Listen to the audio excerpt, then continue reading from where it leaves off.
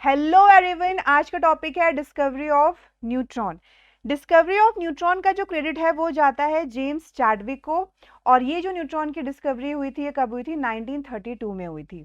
जो साइंटिस्ट थे उनको काफ़ी पहले से डाउट था कि जो न्यूक्लियस है, न्यूक्लियस में प्रोटॉन के साथ साथ कोई और पार्टिकल भी प्रेजेंट है। अब क्वेश्चन पुटअप होता है कि ये जो डाउट था ये आया कहाँ से? तो ये डाउट तब आया जब साइंटिस्ट ने हीलियम एंड हाइड्रोजन एटम के मास को कंपेयर किया।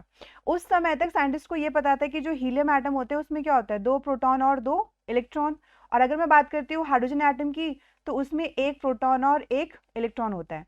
और आप ये सब जानते हैं कि जो मास ऑफ इलेक्ट्रॉन होता है दैट इज नेग्लिजिबल अगर हम उसे किससे कंपेयर कर रहे हैं, अगर हम उसे कंपेयर कर रहे हैं प्रोटॉन के मास से। इलेक्ट्रॉन का जो मास होता है ना वो ना के बराबर होता है प्रोटॉन के मास के कंपैरिजन में। ठीक है, तो इसका मतलब ये हुआ हीलियम एटम का जो भी मास होगा वो किसके इक्विवेलेंट होगा? 2 प्रोटॉन के।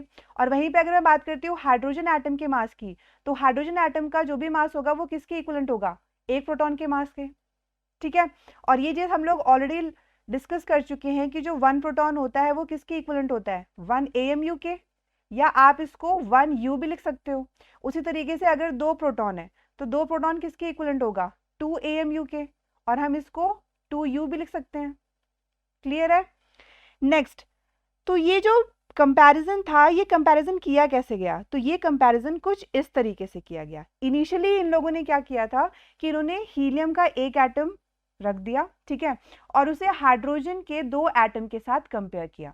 तो जब इन्होंने हीलियम के एक एटम के मास को हाइड्रोजन के 2 एटम के मास के साथ कंपेयर किया, तो इन्होंने क्या ऑब्जर्व किया, साइंटिस्टों ने क्या ऑब्जर्व किया कि इन दोनों का जो मास है वो लगभग लगभग इक्वल आना चाहिए, बट ऐसा नहीं हुआ।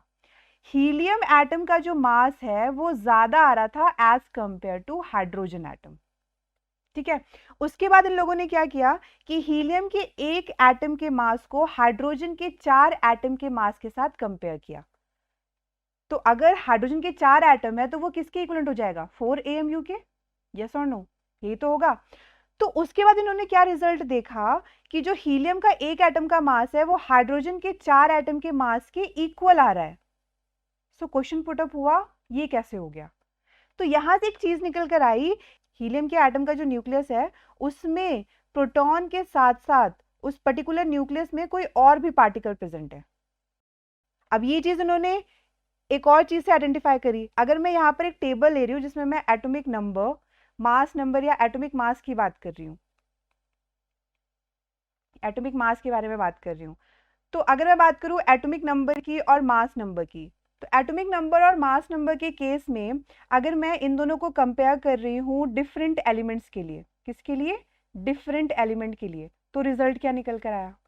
तो देखो, जैसे कि हम सब जानते हैं कि जो एटॉमिक नंबर होता है वो किसको रिफ्लेक्ट करता है? वो रिफ्लेक्ट करता है नंबर ऑफ प्रोटॉन्स को। क्लियर है? और जो हमारा मास नंबर होता है, जो एटॉमिक मास होता है, वो किसके बारे में बताता है कि कोई भी जो एटम है या कोई भी जो पार्टिकल है वो कितना मैसिव है, या उस पर्टिकुलर एटम का मास कितना है, यही तो बताता है एटॉमिक मास।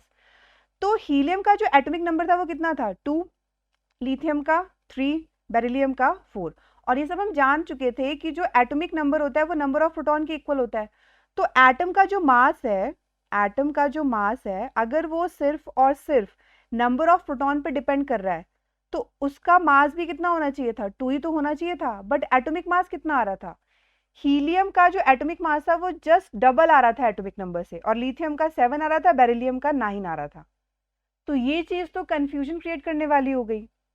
ठीक है, तो यहां से इन्हें कुछ समझ में आया कि जो न्यूक्लियस है ना, और न्यूक्लियस के अंदर का जो पार्टिकल है प्रोटॉन, उसके अलावा उस पर्टिकुलर न्यूक्लियस में कोई और पार्टिकल भी प्रेजेंट है जिसके ऊपर एटम का मास डिपेंड करता है, जिसके ऊपर एटम का मास डिपेंड करता है। कहने का मतलब है जो एटॉमिक मास है वो सिर्फ और सिर्फ नंबर ऑफ प्रोटॉन पे डिपेंडेंट नहीं है। और ये चीज जेम्स चैडविक ने अपने एक एक्सपेरिमेंट के थ्रू एक्सप्लेन किया। अब वो एक्सपेरिमेंट क्या था? तो उस पर्टिकुलर एक्सपेरिमेंट का जो सेटअप था ना वो कुछ इस तरीके से था। जेम्स चैडविक का जो एक्सपेरिमेंट था वो रदरफोर्ड के एक्सपेरिमेंट से बिल्कुल सिमिलर था, ऑलमोस्ट सिमिलर था। और अगर मैं इस एक्सपेरिमेंट को एक्सप्लेन करूँ तो ध्यान से सुनना। इस एक्सपेरिमेंट में बेसिकली हुआ यह है कि इन्होंने बेरिलियम को टारगेट किया। यहाँ पर आप कुछ भी ले सकते हो, बेरिलियम भी ले सकते हो, लिथियम भी ले सकते हो, बोरोन भी ले सकते हो, इन तीनों में से कोई भी ले लो, ठीक है। इन्होंने अपने एक्सपेरिमेंट में बेरिलियम को टारगेट किया और फिर यहाँ से इन्होंने अल्फा पार्टिकल बम्बार्ड करवाया। तो जब इन्होंने यहाँ से अल्फा पार्टिकल बम्बार्ड किया तो इस बेरिलियम से इन्हें कुछ न्यूट्रल रेज मिली। क्या मिली? कुछ न्यूट्रल रेज मिली। तो ये जो न्यूट्रल रेज थी, ये न्यूट्रल क्यों थी? ये न्यूट्रल इस वजह से थी कि जब इन पर्टिकुलर रेज को इलेक्ट्रिक फील्ड पे रखा गया तो ऑब्जर्वेशन क्या आया कि इन रेज की वजह से कोई डिफ्लेक्शन नहीं हो रहा है, इन रेज की वजह से कोई डिफ्लेक्शन नहीं हो रहा है। तो उन्होंने इसके बाद फर्दर इस एक्सपेरिमेंट को प्रोसीड किया। प्रोसीड करने के लिए इन्होंने न्यूट्रल रेज के सामने पैराफिन वैक्स रख दिया। तो जब इन्होंने पैराफिन वैक्स रखा और पैराफिन वैक्स पे इन्होंने इस न्यूट्रल रेज को टारगेट किया, यहाँ से बहुत सारी प्रोटॉन्स निकली एक पर्टिकुलर स्पीड में। क्लियर हुआ? अगर यहाँ से प्रोटॉन निकल रही है जिसकी कुछ स्पीड है, इसका मतलब उसके पास क्या है? मोमेंटम है। इसका मतलब क्या? उसके पास मोमेंटम है, मोमेंटम काफी ज्यादा है। तो यहाँ से ये चीज तो ऑलरेडी कंक्लूड हो चुकी थी कि ये जो रेज हैं ये न्यूट्रल हैं। ये जो रेज हैं ये कैसी हैं? ये न्यूट्रल रेज हैं। क्लियर है? ये ऑलरेडी पहले ही कंक्लूड हो चुका था। लेकिन अगर इसके पास, इन रेज के पास मोमेंटम है, तो मोमेंटम है इसका मतलब ये भी है कि ये इलेक्ट्रोमैग्नेटिक वेव भी नहीं है, क्योंकि इलेक्ट्रोमैग्नेटिक वेव के पास काफी मोमेंटम नहीं होता है। ठीक है, तो यहां से जेम्स चैडविक ने ये कंक्लूड किया कि ये जो न्यूट्रल रेज है, पहली चीज तो इसके पास मोमेंटम है, तो ये इलेक्ट्रोमैग्नेटिक वेव नहीं होंगी। इसका मतलब यहाँ पे कुछ मैसिव पार्टिकल है। इसका मतलब यहाँ पे कुछ मैसिव, ये जो न्यूट्रल रेज है हमारी, इनके पास कुछ मैसिव पार्टिकल है जो बहुत तेजी से प्रोटॉन्स को इजेक्ट आउट कर रही हैं बहुत पर्टिकुलर स्पीड से।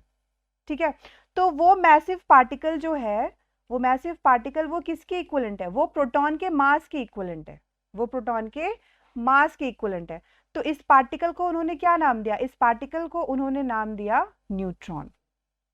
और न्यूट्रॉन क्या होता है? न्यूट्रॉन वो है जिसपे ना कोई चार्ज होता है, जो न्यूट्रल होता है। क्लियर हुआ? तो इस तरीके से बेसिकली न्यूट्रॉन की डिस्कवरी हुई और इसके लिए जो क्रेडिट जाता है वो किसको जाता है? जेम्स चैडविक को। इलेक्ट्रॉन और प्रोटॉन जो थे ना वो ऑलरेडी पहले डिस्कवर हो चुके थे, मतलब न्यूट्रॉन को डिस्कवर होने में काफी टाइम लगा था। क्लियर हुआ? So class, this is all about discovery of neutron. अगर आपको इस लेक्चर से रिलेटेड कोई प्रॉब्लम है तो आप कमेंट कर सकते हैं। Till then keep smiling, keep shining and good bye.